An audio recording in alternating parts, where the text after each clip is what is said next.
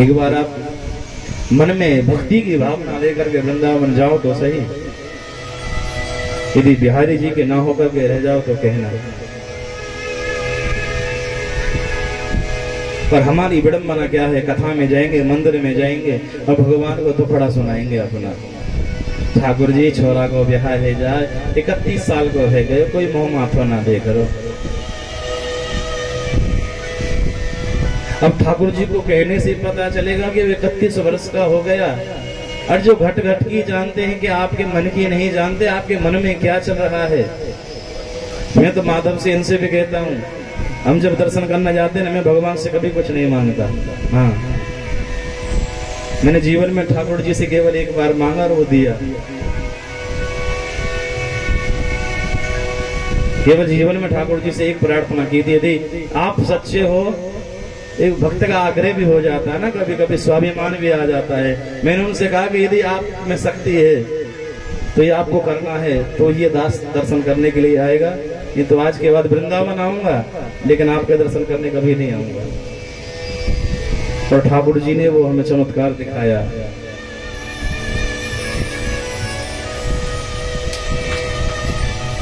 तो ठाकुर जी में आस्था विश्वास होनी चाहिए, हर मनोकामना पूर्ण होती है।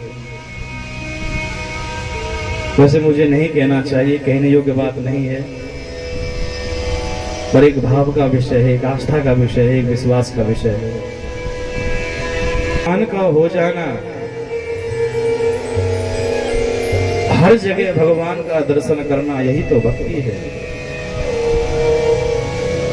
इसलिए भगवान के सम्मुख जाकर के भगवान से कभी कुछ मत मांगो।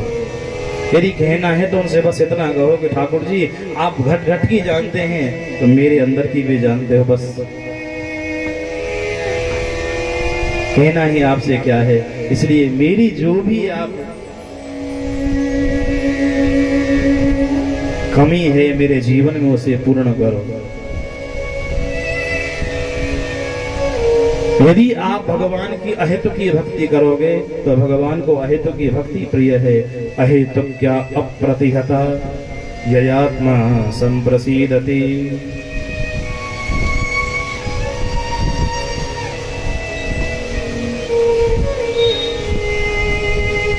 मनुष्य जन्म पाकर यदि हमने भगवान का भजन नहीं किया तो ये जीवन निरर्थक है। और ये मनुष्य तन बार बार नहीं मिलता है, इसे पाने के लिए देवता भी तरसते हैं। एक बार की बात है, द्वारकाधीश द्वारका में भोग लगा रहे थे। रुक्मणी महारानी ने सुंदर सा थाल सजाकर ठाकुर जी के सन्मुख रखा और ठाकुर जी ने जैसे ही कोर तोड़ के मुंह की तरफ ले जाने लगे तो द्वारकाधीश जोर जोर से हंसने लगे। भगवान को हंसते हुए देख करके रुक्मणी ने हाथ जोड़कर निवेदन किया, हे प्रभु यदि आप बुरा ना माने मेरे धृष्टता को क्षमा करना, मैं जानना चाहती हूँ कि आपको हंसी क्यों आई। भगवान ने रुक्मणी को रूखा सा उत्तर दिया। भगवान कहने लगे, रुक्मणी हमारा मुख हमारी हंसी जब मन करेगा तब हंसेंगे, आपको क्या लेना देना। ये उस समय की बात थी। यदि आज के द्वारकाधीश अपनी रुक्मणी को ऐसा बोलते हैं तो महाराज केस चल जावे आज तो। हाँ, आज का तो हिम्मत ही नहीं होती बोलने की। बस यही बोले कि तेरी हिम्मत कैसी हुई ऐसे बोलने की। तुझे पता है तुम मेरे बाप के कर्जे में दबा पड़ा है। हाँ, कितना ढेर सारा मांगना था। लेकिन रुक्मणी ने भगवान की बात का बुरा नहीं माना।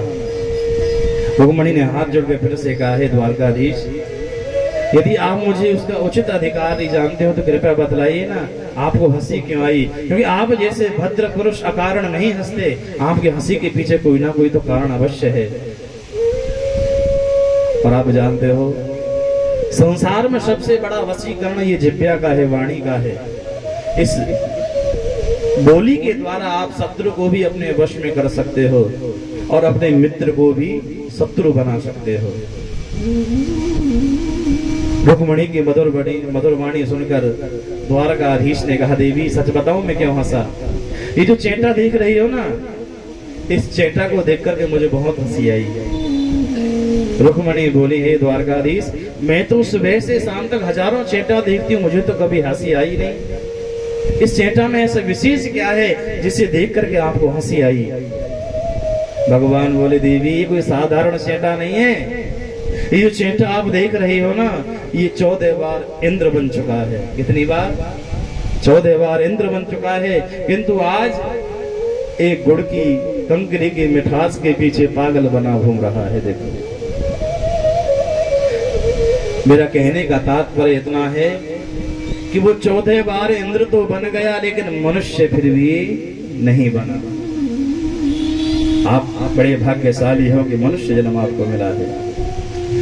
यदि हमने मनुष्य जन्म पाकर भी भगवान की भक्ति नहीं की और अपने सच्चे घर को नहीं पहचाना, तो हमारा जीवन व्यर्थ रहा, ये समझो। ये तो वो वाली बात हो गई कि बेटी के ब्याह में खूब पैसा लगाया, खूब दहेज दिया, पूरे गांव को निमंत्रण देकर भोजन कराया, पर यदि बेटी का प्रेम पति में नहीं हुआ तो सारा पैसा व्यर्थ रहा।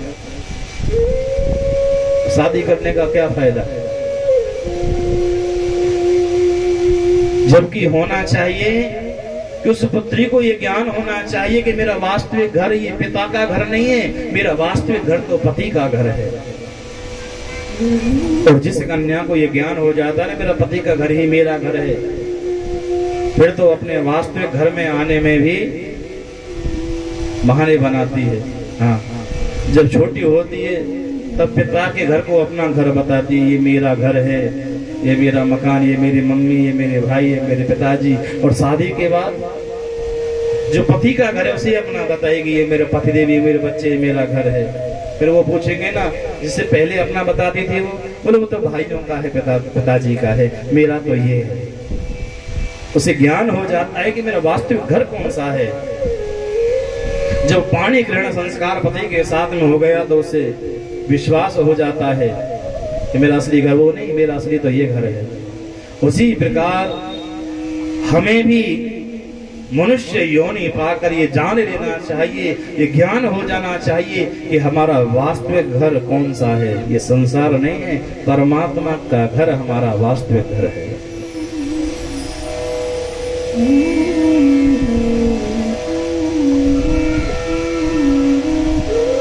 जो पत्नियां होती हैं सदैव भगवान से प्रार्थना करती रहती हैं, ठाकुर जी मुझे 7 जन्मों तक यही पति मिलना चाहिए। 7 जन्म तक एक कोई मांगती है, ठाकुर जी ऐसी जोड़ी बनाना कि 7 जन्मों तक यही मुझे विकास के पापा मिलते रहे, इनसे विकास चलता रहे। अब किसी ने पूछा भाई इसमें ऐसी क्या विशेषता है, क्या गुण है जो बार बार 7 जन्मों तक इसी को मांग रही हो? तो उसने कहा देखो गुण तो कोई भी नहीं है, पर 20 साल में जैसे पढ़ा लिखा के तैयार किया है, यदि नया मिलेगा तो फिर 20 साल पढ़ाने लिखाने में जाएंगे, समझाने में जाएंगे। यदि यही मिलेगा तो कम से कम 20 साल पढ़ाने लिखाने के तो बचेंगे, और ये पढ़ा लिखा किसी दूसरे को मिल गया फिर लेने के देने पड़ जाएंगे। जबकि शादी का असली मतलब क्या होता है, असली अर्थ क्या होता है? एक मैं पुस्तक पढ़ रहा था, उसमें लिखा था the purpose of marriage is that when bad time knock your door, जब बुरा वक्त आपके दरवाजे पर दस्तक देता है, then we should able to each other. तो हम पति पत्नी दोनों एक साथ मिलकर के उस संकट की घड़ी में एक दूसरे के सहकार से, एक दूसरे के सहयोग से उस बुरे वक्त को निकालते हैं। और जो ग्रस्त जीवन है ना, ये सर्वश्रेष्ठ भी बतलाया गया है। लेकिन हमारी विडंबना क्या है कि हम सब भगवान को भूले पड़े हैं। हम तो रात दिन बस एक ही चक्कर में लगे रहते हैं कि माया कहां से आएगी, जबकि जिसके घर में माया है वो भी दुखी है। हाँ, बड़े ढेरों धन के ढेर लगे हों, लेकिन उन्हें भी बिना गोली खाए नींद नहीं आती है, फिर वो क्या सुख है? सुख वो है कि प्रेम से 2 रोटी मिल जाए और आनंद से चकाचक सो जाए, वो सुख है। कि माया को सब कोई भजे और माधव भजे न कोई, जो कदापि माधव भजे तो माया चेरी हो। हम तो माया को भजते हैं। माया के द्वारा जो नाचता है वो है जीवात्मा। जो माया के मध्य में रहकर भी उससे निर्लिप्त रहता है वो है महात्मा, और माया जिसके इशारों पर स्वयं नाचती है वो है परमात्मा। इसलिए भगवान का भजन करो, माया तो स्वयं पीछे पीछे चली आएगी, आपके इशारों पर नाचेगी।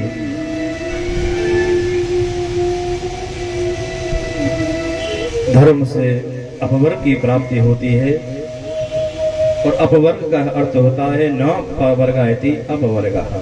जहां पर कोई वर्ग नहीं है, कोई श्रेणी नहीं है, वो है अपवर्ग। पवर्ग में कितने अक्षर होते हैं? 5। कायदा पढ़ा है ना आपने? कायदा तो कबूतर खा खरगोश पढ़ा कि नहीं? उसमें पवर्ग में 5 अक्षर आते हैं, प, फ, ब, भ और मा। भगवान के यहाँ जिसकी मुक्ति होकर के जो जीव जाता है, तो भगवान के यहाँ कोई क्लास, कोई श्रेणी नहीं है, कोई भेदभाव नहीं है। और जिसकी मुक्ति हो जाती है ना, वो इन सब से परे हो जाता है। जिसकी मुक्ति हो जाती है उसका फिर पतन नहीं होता है। जिसकी मुक्ति हो जाती है उसे फिर कोई फल की आशा नहीं रहती है। जिसकी मुक्ति हो जाती है उसे कोई बंधन नहीं लगता है। जिसकी मुक्ति हो जाती है उसे कोई भय नहीं रहता है, क्योंकि सबसे बड़ा डर रहता है मृत्यु का। जिसको मोक्ष मिल जाएगा उसे फिर डर किसका? और मां से होती है मृत्यु।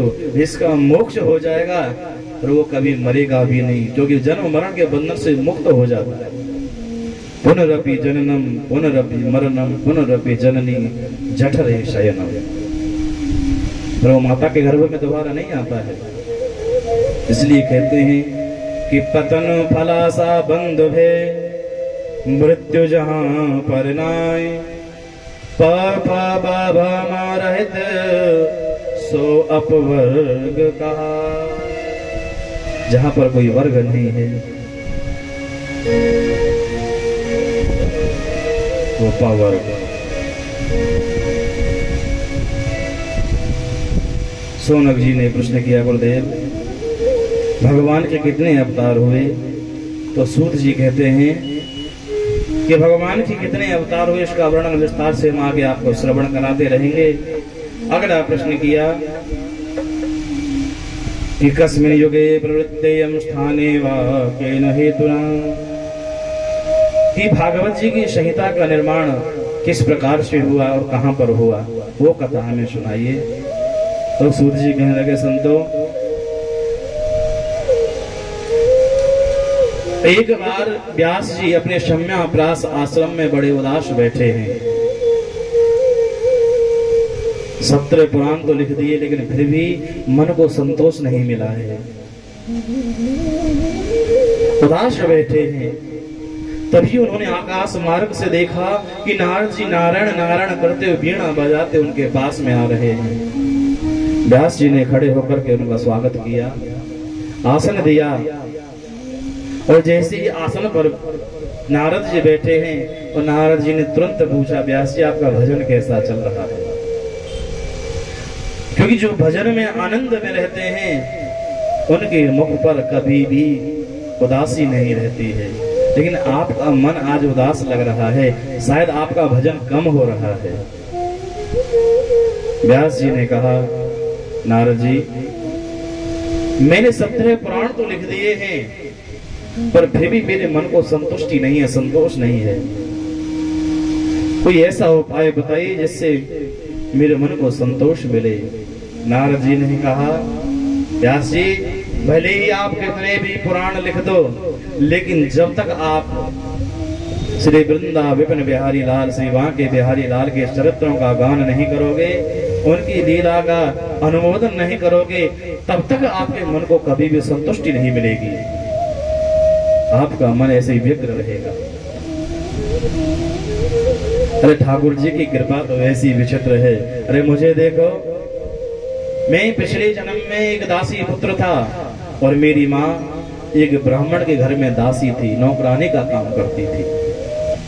मैं भी अपनी माँ के साथ ब्राह्मण के घर पर जाता था, सेवा करता था। एक बार चतुर्मास के समय, चतुर्मास 4 महीने का होता है जो चल रहा है ना, चतुर्मास है। देव सैनी से देव उठने तक 4 महीने को चतुर्मास कहते हैं।